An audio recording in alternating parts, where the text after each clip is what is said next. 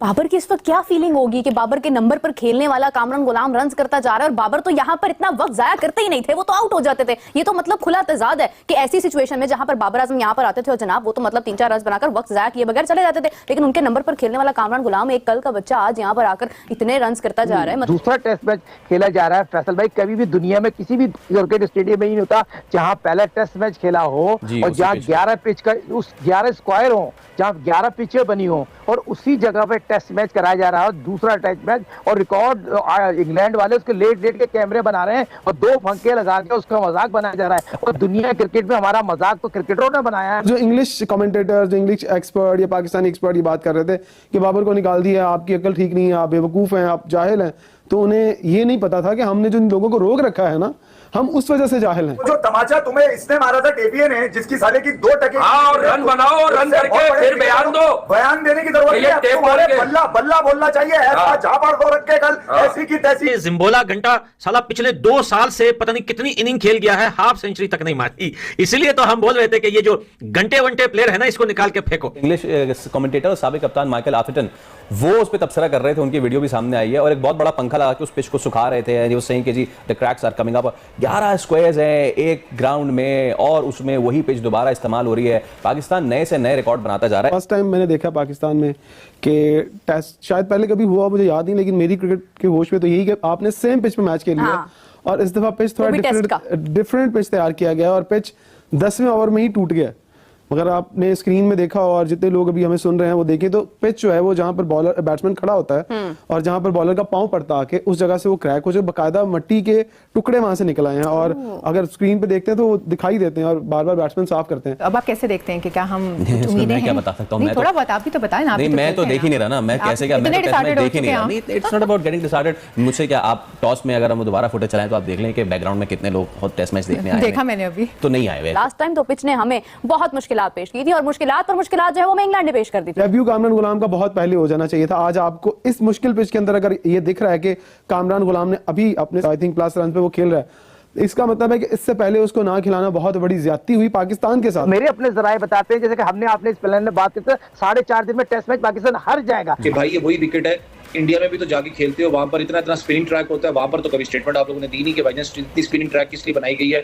हमारे साथ ही आपको स्टेटमेंटें याद आ जाती हैं। आज हमारा जो मतलब एक अब्दुल्ला शफीक जो हमारा ओपनिंग बैट्समैन था वो तो तकरीबन मामूली से रन बनाकर, छोटे मोटे से रन बनाकर आउट हो गए। दूसरी जानिब अगर हम देखते हैं तो हमारे कप्तान शान मसूद भी कुछ ज्यादा रन ना बना पाएंगे, सिर्फ 3 रन बनाकर वो भी आउट हो गए। पाकिस्तान क्रिकेट की 3 साल तारीख में कोई भी जीत नहीं आई। अगर व्हाइट बॉल, रेड बॉल, तमाम फॉर्मेट में पाकिस्तान पीछे चले गया और टेस्ट रैंकिंग में आईसीसी के आखिरी। इंग्लिश कमेंटेटर, जो इंग्लिश एक्सपर्ट या पाकिस्तानी एक्सपर्ट ये बात कर रहे थे कि बाबर को निकाल दिया, आपकी अकल ठीक नहीं है, आप बेवकूफ हैं, आप जाहिल हैं, तो उन्हें ये नहीं पता था कि हमने जो इन लोगों को रोक रखा है ना, हम उस वजह से जाहिल हैं। बाबर की इस वक्त क्या फीलिंग होगी कि बाबर के नंबर पर खेलने वाला कामरान गुलाम रन करता जा रहा है और बाबर तो यहाँ पर इतना वक्त जाया करते ही नहीं थे, वो तो आउट हो जाते थे। ये तो मतलब खुला तजाद है कि ऐसी सिचुएशन में जहां पर बाबर आजम यहाँ पर आते थे और जनाब वो तो मतलब 3-4 रन बनाकर वक्त जाया किए बगैर चले जाते थे, लेकिन उनके नंबर पर खेलने वाला कामरान गुलाम एक कल का बच्चा आज यहाँ पर आकर इतने रन करता जा रहा है। मतलब 74 रन उसके बन गए थे, अब तक हो सकता है इससे भी ज्यादा हो गए। तो बाबर को इनसिक्योरिटी नहीं हो रही होगी। कल का बच्चा नहीं है वो, 2013-14 वाला अंडर 19 का वर्ल्ड कप खेला था, तब वो 19 साल का था,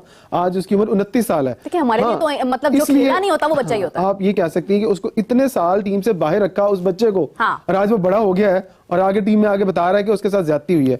सो अगर आज वो डेब्यू पे 100 कर जाता है तो ये एक तमाचा होगा पाकिस्तान के क्रिकेट कल्चर के ऊपर, जो क्रिकेट बोर्ड का कल्चर है, जो सिलेक्शन का क्राइटेरिया, जो लाइकिंग और डिसलाइकिंग है, उसके ऊपर बहुत बड़ा तमाचा होगा और उन लोगों को मुंह की खानी पड़ेगी कि क्यों, वाई आपने क्यों इसको। आप इसकी बात करें कामरान गुलाम की, अभी ऐसे बहुत सारे हीरे आपके पास हैं जो बाहर बैठे हैं, जो इंतजार कर रहे हैं कि लेजेंड्स बाहर हों ना कुछ करके तो हम अंदर आए और हम अंदर आए और हम बताएं कि हम भी कुछ कर सकते हैं। जब हमने इसकी सपोर्ट में शोर मचाया, वो अपनी टाइम का पता नहीं कब से इंतजार कर रहा था। ये वही कामरान गुलाम है जिसको पीएसएल में हारिस रऊफ ने मजाक में थप्पड़ मार दिया पूरी दुनिया के सामने।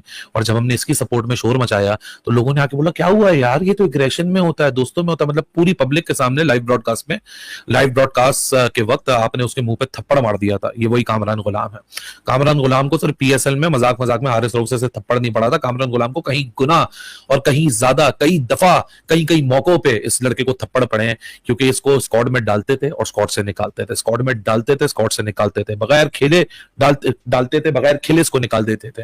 ये फर्स्ट क्लास में रन्स करता रहता था। अब जब मौका आया, पाकिस्तान क्रिकेट बोर्ड ने एक बहादुराना फैसला किया कि enough is enough, Babar Azam अगर नहीं रन्स कर रहे तो थोड़ी दिन के लिए आराम करें, अपने आप को भी रीफोकस करें। और पाकिस्तान टीम किसी एक की तो टीम नहीं है, ये सबकी टीम है और कोई गेम से बड़ा नहीं होता, कोई नेशन से बड़ा नहीं होता। ये फॉर्मूला मेरे लिए भी काम करेगा, ये फॉर्मूला शान हो, शाहीन हो, सबके लिए काम करते हैं कि कोई भी, nobody is bigger than the game and nobody is bigger than the Pakistan itself. उस सारी एडवर्सिटीज में, उस सारे नॉइज में, उस सारे प्रेशर में निकल के आता है कामरान गुलाम। एक स्पिन विकेट जिसपे पाकिस्तान 19 पे 2 हो जाता है, उस स्पिन विकेट के ऊपर कामरान गुलाम निकल कर आता है, पहली बॉल अपनी डेब्यू पे सिंगल लेता है, दूसरी बॉल पे भी सिंगल लेता है, चंद बॉलों बाद कदमों का इस्तेमाल करके छक्का मारता है। जो तमाचा तुम्हें इसने मारा था केवीए ने, जिसकी साले की 2 टके रन बनाओ, रन करके फिर बयान दो, बयान देने की जरूरत नहीं, बल्ला बल्ला बोलना चाहिए, ऐसा झापड़ दो रख के कल ऐसी की तैसी। देखिए मैं मेरा इस पे अलग एंगल है, इंग्लैंड अगर कल बैटिंग करता है पाकिस्तान की पिटाई लग जाएगी, फिर इंग्लैंड मारेगा और इंग्लैंड की स्पीड, पाकिस्तान पहले बैटिंग कर लेगा तो ये विकेट क्योंकि रीयूज है, इंग्लैंड की यकीनन इसमें जरूर होगा, इसमें ये अभी देखी नहीं है। अब तो वो बैंड टॉप भी आ गया तेरी ऐसी की तैसी। नहीं, यही हमारे लिए अच्छा हुआ है, ये हमारे लिए अच्छा हुआ है। मैंने शॉट्स कहा ना, वो बहुत मारता है वो, अबे हमें ही मारता है वो, चाचा को बुड्ढा कर देगा। मारा उसने, एक 60 रन की इनिंग थी, अश्विन ने बॉल कर दिया था इंडिया में, कहां मारा वो, जितवाता कोई टेस्ट जितवाए ना इंडिया। अरे हम तो मजलूम है, लाचार है, बेकस है बेचारे। इंडिया को मार देता ना 150 और जिता देता कोई टेस्ट। 16 सेंचुरी और 49 यानी 49 की एवरेज के साथ बैटिंग करने वाले कामरान गुलाम आज जब अपने डेब्यू मैच में बैटिंग करने आए तो उस वक्त पाकिस्तान 19 स्कोर पर 2 विकेटें खो चुका था। वो जब अपने पवेलियन से पिच तक जा रहे थे तो उनके जहन में कोई सैकड़ों सवाल आ रहे होंगे कि वो बाबर आजम की जगह पे आज बैटिंग करने जा रही हैं। पूरी दुनिया की नज़रें उनके ऊपर हैं कि पाकिस्तान ने एक डोमेस्टिक का प्लेयर खिला रहे हैं जो बाबर आजम की जगह पर खेल रहे हैं और जिस पर बहुत सा शोर मचा है कि डोमेस्टिक क्रिकेटर को भी इज्जत देनी चाहिए। जब वो पिच पर पहुंच रहे थे तो बेन स्टोक्स की टीम पूरी तरह से एक अटैकिंग फील्डिंग लगाए उनका इंतजार कर रही थी। साफ है कि वो पहुंचे तो अपना डेब्यू करने थे, मगर उनके पीछे डोमेस्टिक क्रिकेटर्स, बहुत से ऐसे डोमेस्टिक क्रिकेटर जो इस उम्मीद के साथ थे कि उनको भी रिस्पेक्ट मिले, वो उनका भी एक तरह से केस लड़ रहे थे। क्योंकि पाकिस्तान में आप पिछले काफी टाइम पीरियड से उठाकर देखें, खासकर जब बाबर आजम का 4 साल की कप्तानी वाला टाइम पीरियड रहा तो शायद डोमेस्टिक जो बल्लेबाज हैं स्पेशली उनको कम चांसेस मिले। अब बॉलर्स को तो उठा के देख सकते हैं कि बहुत से बॉलर्स को चांस मिले, जिसके अंदर वसीम जूनियर भी आए, जिसके अंदर जमान खान भी आए, एहसानुल्लाह भी आए। बॉलर्स के पॉइंट ऑफ से बहुतों को चांसेस मिले, मगर बल्लेबाजों को शायद थोड़ा कम चांस मिला। उसकी वजह यह थी कि पाकिस्तान एक सेट पैटर्न के साथ मुसलसल क्रिकेट खेल